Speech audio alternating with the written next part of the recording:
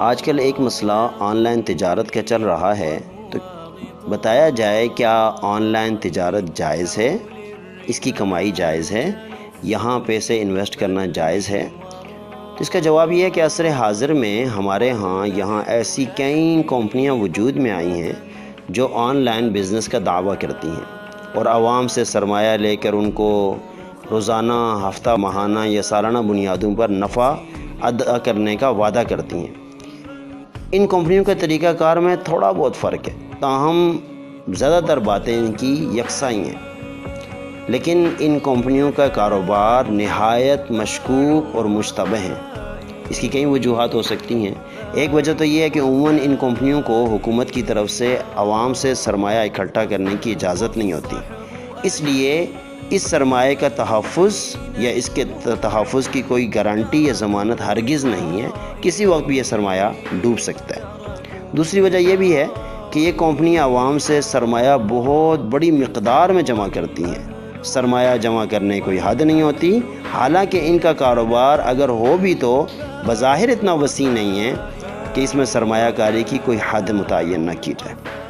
تیسری بات یہ ہے کہ اس قسم کی مختلف کمپنیاں آج کل کے معاشی حالات میں جو نفع کی شرح ہمیں دے رہی ہیں وہ خود ان کے سسٹم کو مشکوک بنا رہی ہیں۔ ایک آدمی جس کی اتنا بڑا بزنس ہے، تجارتی پیلس ہیں، سب کچھ ہے، زمین پہ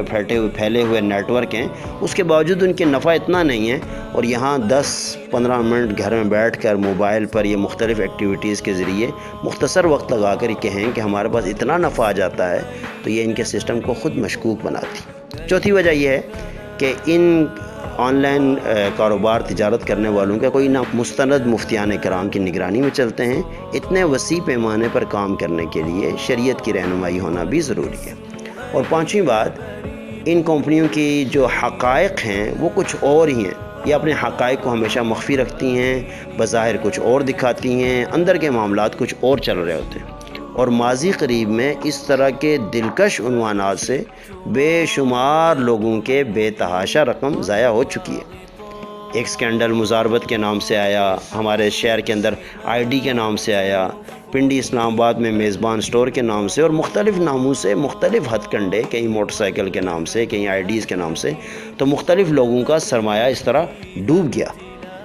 ان حالات کے اندر یہ آن لائن کاروبار، یہ جو ماضی کے جتنے بھی اسکینڈلز ہیں ان کا جدید کمپیوٹرائزڈ ایڈیشن ہے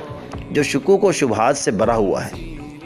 میں اس مسئلے کے اندر بسا اوقات ساتھیوں سے کہتا بھی ہوں، بلکہ ارباب اقتدار کی بھی یہ ذمہ داری ہے کہ وہ ان حالات میں بر وقت اقدام کریں تاکہ عوام کا سرمایہ محفوظ ہو جائے۔ کہیں ایسا نہ ہو کہ وقت گزر جائے اور ارباب اقتدار اس عنوان پہ کوئی نوٹس نہ لیں اور پھر سوائے پچھتاوے کے اور کوئی راستہ نہ رہے۔ اور اس کے ساتھ ساتھ علماء اور دیندار طبقے کو بھی بیدار مغزی سے کام لینے کی ضرورت ہے کہ قدم پھونک پھونک کر